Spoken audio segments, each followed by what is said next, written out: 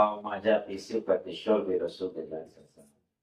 د نبی کریم صلی الله علیه وسلم د سکلو باره کې چې اوبه به یې څنګه څکلې، په ولاړه که په ناسته باندې ډېر ترغیب راغلی، او احیانا کله کله په ولاړه نبی علیه السلام بیانا للجواز کوي، بهر تقدیر په عامو حالاتو کې په ناسته اوبه څکل ښه دي، سنت دي، او کله ضرورت دي نو په ولاړه هم سړی څکلی شي، څه بدي پکې نشته. بالخصوص په دې زمزم اوبو کې او د اودس نه سړي نه اوبه پاتې شي او اوبه څکي، دا روایاتو کې راغلي دي چې دا په ولاړه سړی وڅکي نو دا به غوره وي. وبه قال حدثنا احمد بن مريم قال حدثنا هشام قال اخبرنا عاصم اخبرنا المغيرة عن الشعبي عن ابن عباس رضي الله عنهما ان النبي صلى الله عليه وسلم شرب من زمزم نبی کریم صلی الله علیه وسلم د زمزم اوبه وڅکلې او دی ولاړ. وبه قال حدثنا قتيبة بن سعيد قال حدثنا محمد بن جعفر بن حسين المعلم عن عامر الشعبي عن ابي عن جدي قال رأيت رسول الله صلى الله عليه وسلم يشرب قائما وقاعدا، کله به په ولاړه څکلې کله به په ناسته څکي، دواړو کې گنجائش شته. وبه قال حدثنا علي بن حجر قال حدثنا ابن المبارك عن عاصم الاحوال عن الشعبي عن ابن عباس قال سقيت النبي صلى الله عليه وسلم من زمزم فشرب وهو قائما. وبه قال حدثنا ابو طريب محمد بن العلاء ومحمد بن طريب الكوفي قال اخبرنا ابن الفضل عن الاعمش عن عبد الله عن عبد الملك بن ميسرة عن النزال بن صبرا قال اوتي علي بكوز من ماء، علي رضي الله عنه ته د اوبو کوزه راوړی شو، وهو بالرحبه، دی په پراخه چبوتره کې و، فاخذ منه کفا فغسل يديه، لاسونه یې وینځل ومضمض واستنشق ومسح وجهه، مخ باندې ته اوبه واچوه، ذراعيه وراسه، ثم شرب منه وقائم، ثم قال هذا وضوء من لم يحدث، دا دغه چا اودس دی چې څوک بې اودسه نشي، وضوء علی الوضوء هکذا رأیت رسول الله صلی الله علیه وسلم فعله. نو دغه په ولاړه اوبه وڅکلې، بیا په نبي علیه السلام حواله ورکړم، هغه په ولاړه څکلي. به قال حدثنا قتيبة بن سعيد ويوسف بن حماد قال حدثنا عبد الوارث بن سعيد عن ابي اسحاق عن انس بن مالك ان النبي صلى الله عليه وسلم كان يتنفس بالاناء ثلاثا، نبی علیه السلام په بلوغي کې 3 کرته ساه اخیسته، یعنی 3 ګوټه به وکړو نو ګوټ سره ساه اخیسته، اذا شربه ويقول ویلی به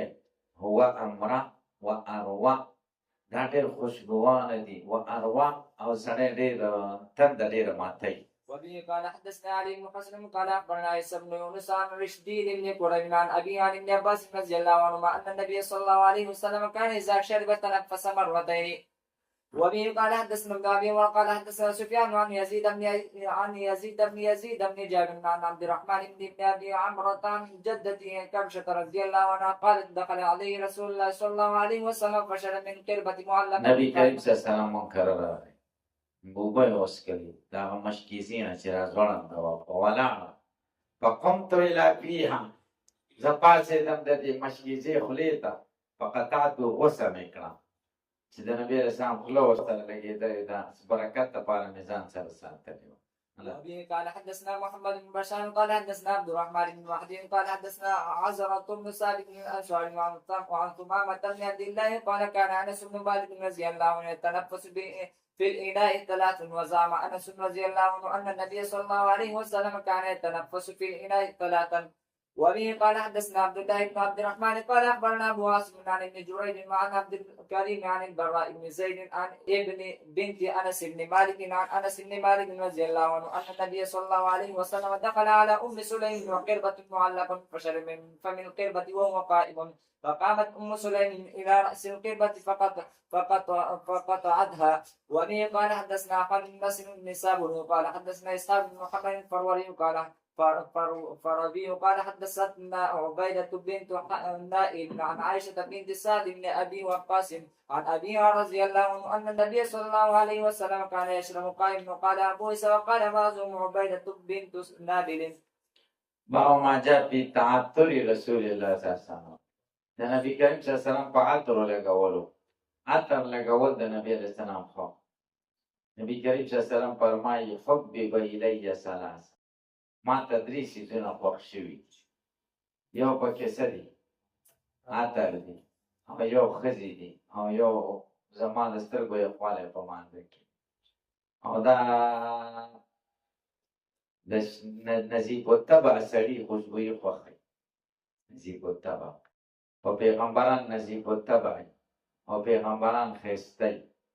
او ښایسته خلکو ښایسته عطر خوښي خوشبويي لګول یې خوښ ځکه دا د ټولو پیغمبرانو سنت دي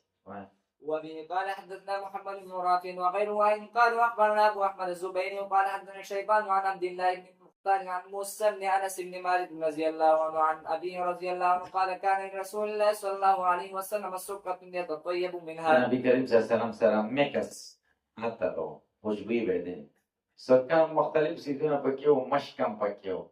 یا سکه عطر دانه ته وایي د عطر او شیشه بوتل الله. وبه قال حدثنا محمد بن بشار قال حدثنا عبد الرحمن بن مهدي قال حدثنا عزرة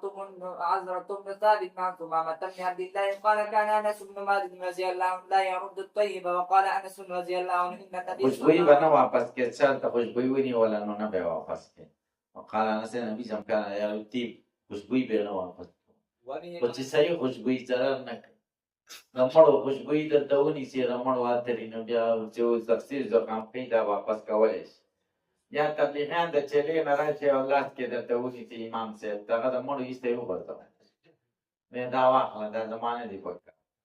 زه وایي ستاسې ملګری یم به هغه د عطرونه هغه په 6 روپۍ بوتل وي که نه وایي دا به امام صاحب ته ورکړو داسې وایي که نه وایي. وبه قال حدثنا قتيبة بن سعيد قال حدثنا ابن ابي فديك عن عبد الله بن مسلم بن جندب عن ابي عن ابن عمر رضي الله عنهما قال قال رسول الله صلى الله عليه وسلم ثلاث لا ترد الوسائد والدهن والطيب واللبن.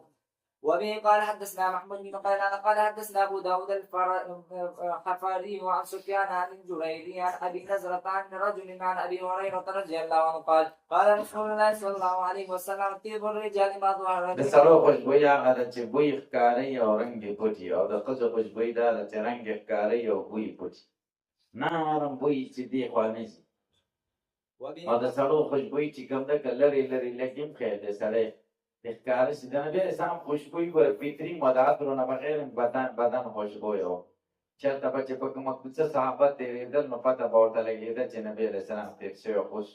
کوڅه به خوشبویه وه سړو خوشبويي به ښکاري او د ښځو خوشبويي به پټوي. قال حدثنا علي بن حجر قال حدثنا اسماعيل بن ابراهيم عن جريري عن ابي نزرة عن الطفافي عن ابي هريرة رضي الله عنه عن النبي صلى الله عليه وسلم مثله بمعناه. وبه قال حدثنا محمد بن خليفة وعمرو بن علي قال حدثنا يزيد بن زريع قال حدثنا حجاج الصواف عن حنان عن ابي عثمان النهدي رضي الله عنه قال قال رسول الله صلى الله عليه وسلم اذا اعطي احدكم الريحان چې ورکړی شي یو ستاسو ته ګلي ریحان لا یردو نه دي واپس کوي ځکه دی د جنت نه راوتی جنت نه څنګه راوتی نو موږ په کې باندې موږ نه پوهېږو. قال ابو عيسى لا يعرف لحنان غير هذا الحديث. وقال عبد الرحمن بن ابي حاتم في كتاب الجرح والتعديل حنان الاسدي من بني اسد بن شريك وهو صاحب الرقيق عن موال مسدد وروى عن ابي عثمان النهدي وروى عنه الحجاج بن ابي عثمان السواف وسمعت ابي يقول ذلك. وبه قال حدثنا عمر بن اسماعيل بن مجالد بن سعد الحمداني وقال حدثنا ابي عن بيان عن قيس بن ابي حازم عن جرير بن عبد الله رضي الله عنه قال عرست بين يدي عمر بن الخطاب. جرير بن عبد الله وي جرير بن عبد الله بجلي زبيش شمال عمر قومه حلقه جريرون رد صادر لري قوم شاب بيزار لان کې روان دا به عمر له قتل چې جنگ له به څوک لګل نو اسی اخوا دی خوا خلک نه لېږل کتل به چې دی څنګه دي قوت یې څنګه دی نو دی مکتو چې څنګه دی فقال خذل ده عمر ورته وایي سعادت دې در واخله فقال عمر قوم ته وایي ما رأیت رجلا احسن صورة من جرير ما نه دی لیدلی هېڅ یو سړی چې ښایسته وي په صورت کې د جریر نه الا ما بلغنا من سورة یوسف علیه السلام مگر د یوسف علیه السلام باره کې چې موږ واقعات اورېدلي دي هغه مو اورېدلي دي که جریر ډېر ښایسته دی ډېر ښایسته و قد و قامت یې ښایسته و ترتب د اعضاو یې ښایسته و قوت د بدن